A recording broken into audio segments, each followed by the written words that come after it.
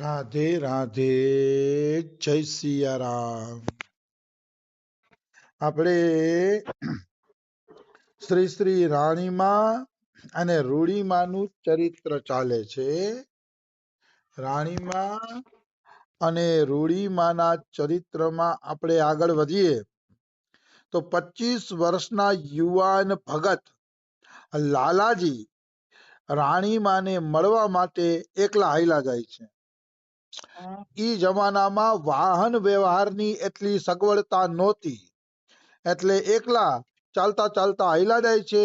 અને સવારના 10-11 વાગી ગયા છે અને ચૈતર મહિનાનો તાપ ખૂબ જ પડે છે. છતાં પણ એ હાલ્યા જાય છે. શું કામ? તો કે નામના નશામાં હાલ્યા જાય છે.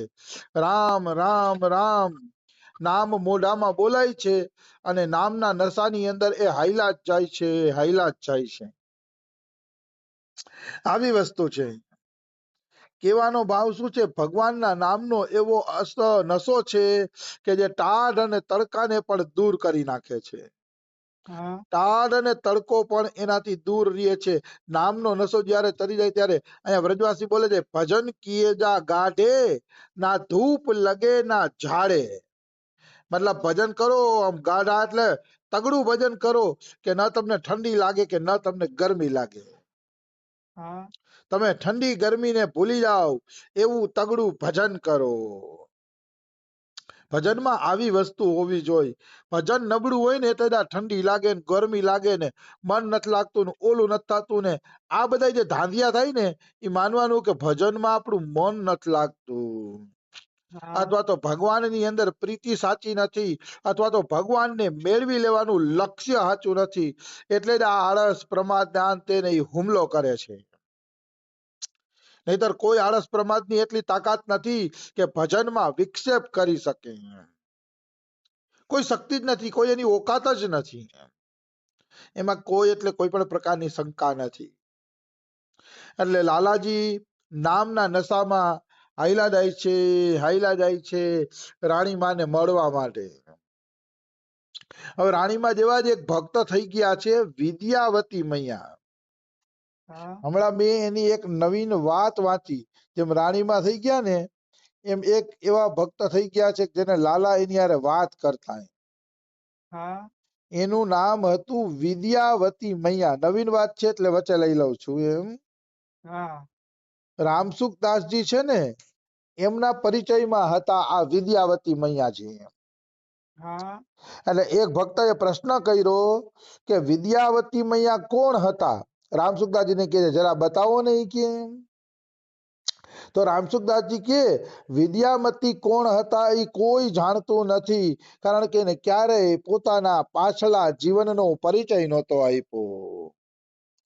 ભક્ત હંમેશા ગુપ્ત હોય, ભક્ત હંમેશા ગુપ્તતાથી જ ભજન કરે છે. ભક્ત ક્યારેય પોતાની જાતને પ્રગટ કરતો નથી. સ્વયં રામસુખદાસજી જેના ગુરુ સમાન હતા એને પણ વિદ્યાવતી મૈયાએ કોઈ દી નહોતું કીધું કે હું કોણ છું. એમ એટલી ગુપ્તતા. ભજનમાં ગુપ્તતા હોય ને એમ જ પ્રિયતમ છે ને એ પ્રસન્ન થાય છે. ભગવાન એમ જ પ્રસન્ન થાય છે. કોઈ પણ ધનવાન વ્યક્તિ પોતાની તિજોરીનું ધન કોઈને નહીં બતાવે, તો જો એક ધનવાન લોભીઓ પણ તિજોરીનું ધન કોઈને ન બતાવતા હોય તો આપણે કઈ રીતે ભજન બતાવવું? ભજનનું ધન બતાવવું મૂર્ખતા છે. બતાવવું જ ન જોઈએ. ભજન તો દિવ્ય વસ્તુ છે, ચિન્મય વસ્તુ છે. એ તો સંભાળીને રાખવા જેવી વસ્તુ છે. બિલકુલ આવી વસ્તુ છે. એટલે વિદ્યાવતી મૈયાએ રામસુખદાસજીને ગુરુ સમાન માનતા, તો પણ એને નહોતું કીધું કે પોતે કોણ છે. પણ રામસુખદાસજી કહે છતાં એના ઘરવાળા કરતા હું એને વિશેષ ઓળખું છું કે વાસ્તવમાં એ કોણ હતા. મતલબ એના આધ્યાત્મિક અનુભવના આધારે રામસુખદાસજી ઓળખતા કે વાસ્તવમાં એ કોણ હતા. એની ભક્તિ કેવી હતી, એની વ્યાકુળતા કેવી હતી, એની લગન કેવી હતી, એ બધું સ્વામી રામસુખદાસજી જાણતા હતા. તો એક ભક્ત પ્રશ્ન કરે છે કે વિદ્યાવતી મૈયાની કોઈ વિશેષ વાત સંભળાવો ને. એ તમારી સાથે રહ્યા છે તો અમને વિદ્યાવતી મૈયાની કઈક નવીન સરસ વાત સંભળાવો. તો રામસુખદાસજી કે વિદ્યાવતી મૈયા ભગવાનને પોતાનો દીકરો માનતી હતી. હા અને મા દીકરામાં વાત પણ થતી, બે એકબીજા હારે વાત પણ કરતા. લાલો એની હારે વાતું કરતો. રામસુખદાસજી થોડું ખોટું બોલે. ના એ કે લાલો એની હારે વાત કરતો મૈયાજી હારે. કે વિદ્યાવતી મૈયાએ કીધું તું કે લાલો મારી હારે વાત કરે ને એ વાત કોઈને કેતા નહીં, એટલે મેં આજ સુધી એ વાત કોઈને નહોતી કીધી, પણ હવે એ ધામ વયા ગયા છે ને એટલે કહું છું કે લાલો એની હારે વાતું કરતો. હા આવી વસ્તુ છે. અને એનામાં એક ગુણ ઈ પણ હતો વિદ્યાવતી મૈયામાં, રામસુખદાસજી કે એને બીજાને સુખ દેવું અને બીજાની કલ્યાણની ભાવના એનામાં બહુ સારી હતી. હા એટલે જ ઠાકોરજી એની હારે વાત કરતા હતા. તો એક ભક્ત પ્રશ્ન પૂછે છે કે ઠાકોરજી એને કઈ રીતે વાત કરતા હશે? આપણે બે જણા બોલીએ એ રીતે વાત કરતા હોય કે કઈ રીતે વાત કરતા હશે? હા તો અહીંયા રામસુખદાસજી નવીન જ બતાવે છે. જો ઘણા ભક્તોને મૂર્તિએ બોલીને પણ કીધું છો, એવા ચરિત્રો પણ જોવા મળે છે, પણ આ રામસુખદાસજીની વાત મને વધુ અનુકૂળ આવે છે. હા रामसुखदास जी हम कहते हैं, जैसे अर्ध निंद्रा झपकी आती है उसमें साक्षात सामने आकर बातें होती थी. હા મતલબ જયારે એને અર્ધ નિંદ્રા આવી જાય કે ઝપકી આવી જાય ને, તો એમાં સાક્ષાત કાનુડો એની હારે આવીને વાત કરતો. હા મતલબ એને આમ આમ આંખ ખુલ્લી હોય અને આપણે બે આમને સામને વાત કરતા હોય, એમને ઝપકી આવી જાય ને એટલે કાનુડો આવી જાય અને પછી કાનુડો જે બોલે ની ઘટના બની જતી. એટલે આપણે કહી શકીએ કે અર્ધ નિંદ્રા અવસ્થામાં કાનુડો વાત કરતો. હા આની ઉપર જેટલું બોલવું હોય ને એટલું બોલી શકાય. આ એક દિવ્ય વાત છે કે જ્યારે ભક્ત ભગવાન હારે વાતચીત કરે છે, પ્રાર્થના કરે છે, ત્યારે જરૂરી નથી કે મૂર્તિ બોલીને જ જવાબ આપે. એમ બોલીને જવાબ આપે એ જરૂર નથી, પણ આ રીતે સ્ફૂર્તિ દશામાં, અર્ધનિંદ્રા દશામાં, ઝપકીમાં પણ જે કઈ તમને અનુભવ થાય છે એ અનુભવને સાચા માનવા જોઈએ. હા એ અનુભવને તમારે સાચા માનવા જોઈએ. આને અર્ધનિંદ્રા અવસ્થામાં કહી જાતા. અને અર્ધનિંદ્રા અવસ્થામાં કહેતા મૈયા, ઓ વિદ્યાવતી મૈયા, ઠાકોરજી એવી રીતે બોલાવતા એને. હા અને મૈયા પણ ક્યારેક ક્યારેક એના બાળકને ઝડકી દેતી, મતલબ તોફાન કરતો હોય તો ઝડકી દઈને વઢી લેતા વિદ્યાવતી મૈયા. હા મૂળે વિદ્યાવતી મૈયા કલકત્તાના હતા, બંગાળી શરીર હતું. હવે આ જે વિદ્યાવતી મૈયા છે એ એકવાર એક સાધુના સત્સંગમાં ગયા કલકત્તામાં. હા તો એના સત્સંગમાં કેટલાય બધા લોકો આવ્યા હતા અને મોટરોની લાઈન લાગી ગઈ હતી. મોટર મોટર મોટર જુઓ ને તો આમ ક્યાંય જગ્યા નહીં, એટલી બધી મોટરોની લાઈન લાગી ગઈ. એટલે વિદ્યાવતી મૈયા છે ને એને ઝપકી લાગી ને તો કાનુડો આવ્યો. હા કાનુડો આવીને પૂછે છે, બોલો મૈયા શું નવીન વાત છે? ત્યારે સપના ઝપકીની અવસ્થામાં વિદ્યાવતી મૈયાએ કીધું કે ઠાકોરજી, આજે ઓલા સંતમાં જેમ ગાડીની લાઈન લાગી હતી ને, એમ મારા ગુરુજી સ્વામી રામસુખદાસજીના સત્સંગમાં પણ એક દિવસ લાઈન લાગે, કારોની લાઈન લાગે, માણસોની લાઈન લાગે. કે એવી કૃપા કરો. ભગવાન કે ચિંતા ન કરો. કૃષ્ણ કહે છે ભવિષ્યમાં એવું થશે. સ્વામી રામસુખદાસજી એટલા ચમકશે ને કે એને પણ કારોની લાઈન લાગી જશે સાંભળવા માટે. વાહ એ પણ ચમકશે. કે જેવી રીતે પતંગિયા અગ્નિ તરફ આકર્ષિત થાય છે, એમ લોકો કે રામસુખદાસજી પ્રત્યે આકર્ષિત થશે. મૈયા ચિંતા ન કરી, કે તારા ગુરુજી આગળ જાશે. હા અને આગળ જતા રામસુખદાસજી ચમકા અને મોટરું ને એવું બધું આવવા માંડ્યું, ઢગલાબંધ માણસો આવવા માંડ્યા. ત્યારે કાનુડાએ વિદ્યાવતી મૈયાને પાછું સપનામાં કીધું ઝપકી અવસ્થામાં કે જોયું ને માં, મેં કીધું તું ને કે સ્વામીજી ચમકી જશે, જો સ્વામીજી ચમકી ગયા. કે હા જોઈ કે સ્વામીજી ચમકી ગયા. મારો કહેવાનો ભાવ છે આ પણ એક ઠાકુરજી હારે વાતચીત છે ઝપકી અવસ્થામાં. પણ એટલું ખરું, એ વાતને પ્રમાણ ત્યારે માનો કે જ્યારે એ પ્રકારની ઘટનાઓ પણ બનવા માંડે. બિલકુલ જો ઘટના ન બને તો માનવાનું સ્વપ્ન અવસ્થામાં ઠાકોર વાત કરે છે, અને એમાં ઝપકીમાં જે વાત થાય એ વાતની ઘટના બનવા માંડે તો માનવાનું કે પ્રત્યક્ષ વાત કરે છે આ રીતે કાનુડો. હા આ યાદ રાખવાનું, આ સ્થિતિને યાદ રાખવી છે. હા સપનું છે કે પ્રત્યક્ષ છે, એ હવે ઘટના કેટલી સાચી પડે છે એના ઉપરથી ખબર પડે. એના ઉપરથી ખબર પડશે આપણે. આવી વસ્તુ છે.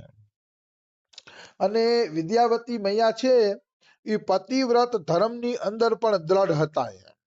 હા એનું પાતિવ્રત ધર્મ પણ પોતે ગ્રહસ્થ હતા એટલે પતિને ભગવાન માનીને હાલતા એટલે એમનું પાતિવ્રત ધર્મ પણ દ્રઢ હતું. હા એના મનમાં સ્ત્રી પુરુષનો કોઈ ભેદભાવ હતો નહીં. સ્ત્રી પુરુષના ભેદભાવ જ ન રાખતા. એના માટે કાનુડો એક જ પુરુષ હતો અથવા તેનો પતિ, બાકી કોઈ પુરુષ હતા જ નહીં. હા જો પાતિવ્રત ધર્મમાં એની કમી હોય તો કાનુડો થોડો એની હારે વાતો કરે. ના કાનુડો વાત કરતો જ સાબિત કરે છે કે એનું પાતિવ્રત ધર્મ મજબૂત હતું, તેજ હતું. અને એક વખત તો એના પતિના મિત્રએ કઈક એની પાસે ગડબડ માગણી કરી વિદ્યાવતી દેવી પાસે, તો બધાય વચ્ચે એના ગાલ ઉપર તમાચો છોડી દીધો. હા બધાયની સામે પતિના મિત્રના ગાલ ઉપર તમાચો છોડી દીધો કે તે આવી અસભ્ય માંગણી જ શા માટે કરી એમ. એવા ઈ પાતિવ્રત ધર્મમાં દ્રઢ હતા. ભાઈ, જેને કૃષ્ણમાં પ્રેમ થઈ ગયો છે ઈ થોડા કાંઈ બીજી જગ્યાએ ક્યાંય જઈ શકે. હા આવી વસ્તુ છે. લૌકિક લોકોને એમ થાય કે આપણે પટાવશી કે હોશિયારી દેખાડશી તો આપણા પ્રભાવમાં આવી જશે, પણ જે કૃષ્ણના પ્રભાવમાં આવ્યા એ બીજા કોઈના પ્રભાવમાં આવતા નથી.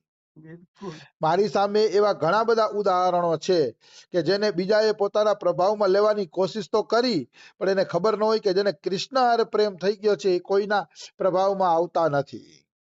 હા મને એવા અનુભવો ઘણા સંભળાવતા હોય છે કે આ વ્યક્તિ પ્રભાવમાં લેવાની કોશિશ કરે છે, આ કરે છે, ઓલા કરે છે, આ તે, પણ એને બિચારાને ખબર જ નથી કે આ અંદરથી કૃષ્ણના પ્રભાવમાં આવી ગયા છે.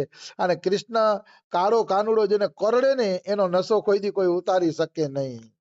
હા એ ક્યારેય કોઈ દી કોઈના પ્રભાવમાં આવે નહીં. હા, એ વાત અલગ છે કે એ દીન બનીને બીજાની સેવા કરી દે, દીન બનીને કોઈની વાત માની લે તો ઓલાને એમ થાય કે આ મારા પ્રભાવમાં આવી ગયા. વાસ્તવમાં ભક્ત કોઈ દી કોઈના પ્રભાવમાં આવતો નથી. જેને કૃષ્ણ આકર્ષિત કરે એ બીજે ક્યાંય આકર્ષિત થઈ શકતો નથી. તો આનું પાતિવ્રત ધર્મ તીવ્ર હતું વિદ્યાવતી મૈયાનું. તો એમના પતિ જયારે ધામ પધારી ગયા ત્યારે એમણે હનુમાન પ્રસાદ પોદ્દારજીને પૂછ્યું કે મને કહો કે મારા પતિ કઈ યોનિમાં ગયા છે. હા હનુમાન પ્રસાદ પોદ્દારને પૂછ્યું તો હનુમાન પ્રસાદ પોદ્દારજી કહે છે તમારે જાણીને શું કામ છે? બોલો, તમારે જાણીને શું કામ છે? તો કે મારા પતિ જે યોનિમાં ગયા હશે ઈ યોનિમાં જઈને હું મારા પતિની સેવા કરી શકે. હા એવો એનો પાતિવ્રત ધર્મ હતો. આવી વસ્તુ કૃષ્ણને પુત્ર માનતા, પતિને પતિ માનતા, એટલે કે જે યોનિમાં ગયા હશે ને ઈ યોનિમાં જઈને હું એની સેવા કરીશ. ત્યારે ભાઈજી એમ કે છે કે હું બતાવી તો શકું પણ મૈયા એ બતાવવામાં ફાયદો નથી, એનાથી ભગવાન નારાજ થાય છે, આવી સિદ્ધિઓનો પ્રયોગ ન કરવો જોઈએ, એટલે માફ કરજો હું તમને બતાવતો નથી કે. હા પછી પોદારજીએ બતાવ્યું નહીં. આવી વસ્તુ છે. પછી એના પતિ મર્યા પછી લાલાએ એને કીધું, મૃત્યુ પછી એને લાલાએ કીધું કે તમે રામસુખદાસજી પાસે વયા જાઓ. હા સ્વયં કૃષ્ણ આદેશ આપે છે કે રામસુખદાસજી પાસે વયા જાઓ, હવે એના સત્સંગ દ્વારા તમારું કલ્યાણ થશે. હા એટલે ઈ વિદ્યાવતી મૈયા સ્વામી રામસુખદાસજી પાસે આવ્યા. રામસુખદાસજી પાસે આવી અને સત્સંગ કરવા માંડ્યા. મતલબ પતિ ગયા પછી રામસુખદાસજી નીચે જઈને સત્સંગ કર્યો. એટલે રામસુખદાસજી કહે છે એને મરવાથી મને ઘાટો લાગ્યો, કારણ કે હું એને કઈ પ્રશ્ન કરતો ને તો એ ઠાકોરજી પાસે પૂછીને મને જવાબ દેતા હતા. એટલે રામસુખદાસજી કે એ ધામમાં વયા ગયા તો મારે નુકસાની ગઈ કે. હા કારણ તો કે કારણ એ છે કે મને કોઈ પ્રશ્ન થતો ને તો હું વિદ્યાવતી મૈયાને કહેતો, મૈયા ઠાકોરજીને કહેતા અને ઠાકોરજી અર્ધ નિંદ્રિત અવસ્થામાં એને જવાબ આપતા. વાહ આવી વસ્તુ છે. તો એક ભક્ત પ્રશ્ન કરે છે વિદ્યાવતી મૈયા પોતાની જાતને છુપાવીને શું કામ રાખતી હતી એમ. તો કે એ ભક્તોનો સ્વભાવ હોય છે કે એ છુપાવીને રાખે છે પોતાની જાતને કે. કારણ કે કોઈ અધિકારી હોય તો કે ને. જયદયાલ ગોયંકા એમ કહેતા કે મારી પાસે કોઈ અધિકારી વ્યક્તિ આવ્યો જ નહીં, નકર હું કોણ છું ને એ બધી વાત એને હૃદયની કહી દેતી કે. હા મતલબ અધિકારી લોકો ઓછા છે તો સંતો ક્યાંથી બતાવે કે હું કોણ છું, મારું સ્વરૂપ શું છે, મારી ભક્તિ શું છે? કારણ કે અધિકારી લોકો જ સંસારમાં ઓછા છે. અધિકારી આવે તો સંત બતાવે ને પોતાના હૃદયની વાત. હા આવી વસ્તુ છે. એકવાર જયદયાલ ગોયંકાએ સ્વામી રામસુખદાસજીને કીધું હતું કે 3 વ્યક્તિને તું મારા સત્સંગમાં બેહાડી દઈશ ને તો એના કમિશનથી તારું કલ્યાણ થઈ જશે, જા ચિંતા ન કરતો. આ વાત મને અતિશય ગમી ગઈ છે. હા કોઈ સિદ્ધ મહાપુરુષ હોય અને સિદ્ધ મહાપુરુષના સત્સંગમાં તમે 3 જણાને રુચિ લેતા કરી દેશો તો એના કમિશનથી જ તમારી મુક્તિ થઈ જશે.